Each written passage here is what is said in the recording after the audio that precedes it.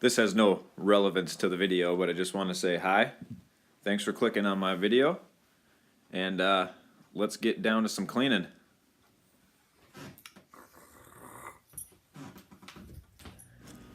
Today, I'm going to show you how to clean a 3-piece ball valve. This is important. You never know what's hiding in the little crevices of your ball valve, and you don't want that going into your next beer, so you should clean them, I don't know, every couple beers, maybe every 3 months at least. So the first thing you're going to want to do is grab a 1/2-inch wrench and start taking apart your valve. 2 wrenches are easier to work with, but one will work just fine. Make sure that when you're taking the nuts off, you're careful to keep the lock washers. You don't want to lose those either.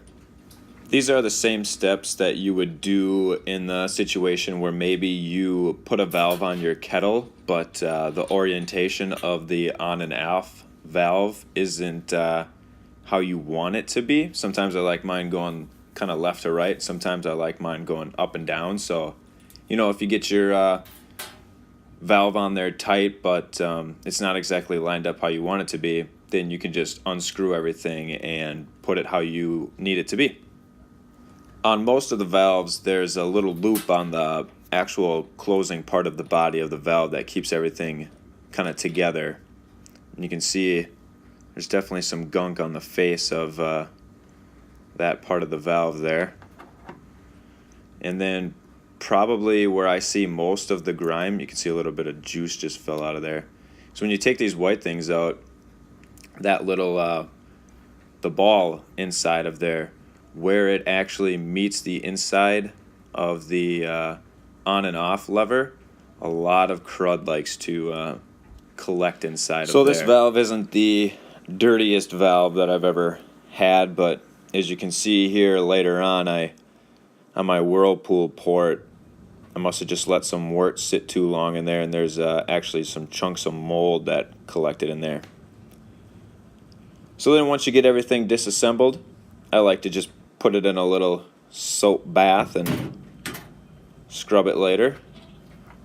Then using my handy dandy Spike Brewing port brush, I scrub the inside of the port there. The Whirlpool arm on the inside is taken off to make sure that I can get all the way through and scrub it really, really well. And kind of the same thing with all the other parts of the valve here, inside and out. Scrubbing it really good, letting it soak for just a couple minutes, and then after everything is good and clean, I give it a little rinse to get the soapy residue off of there and start to put it back together. Alright, we have all of our clean parts sitting here. We're going to start putting them back together. See the little slot in the ball there? Fits nicely into the valve, and then if you just turn it, it'll lock it right in place so that you can put the white washers in there. You'll notice on the body of the valve too that there's a little loop right there that will hold it in place while you're attaching it to your kettle. So then I grab the front piece of my valve there, and you try to hit all 4 holes at the same time. See, I'm missing one there, and then we get her all lined up, shoved on, and then you got to hold it kind of tight there. Slip your lock washer on, and then put your nut on there. Keep it held on. What I wanted to show you here is that the body of the valve will actually move in the middle, and you kind of have to be careful because it has to sit on there right, otherwise it'll leak. So as you're kind of tightening the nuts, make sure that the body of the valve is equal on all sides so that the washers are getting the maximum surface area to the body of the other parts of the valves. So then I make sure that everything is nice and tight because I don't want any leaks later, and you should test this when you're all done too. But one of the most important things that I've found out to tell right away if your valve is going to leak is to grab the handle and give it a little turn, because if it turns loose, you're probably going to have a leak. If it's tight, you're good.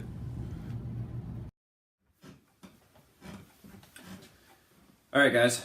Hopefully that answered all your questions. If you had any questions, just remember the littlest things in your brew setup, keeping them clean can make a huge difference. You don't want to spoil a batch because you have mold sitting in your whirlpool port.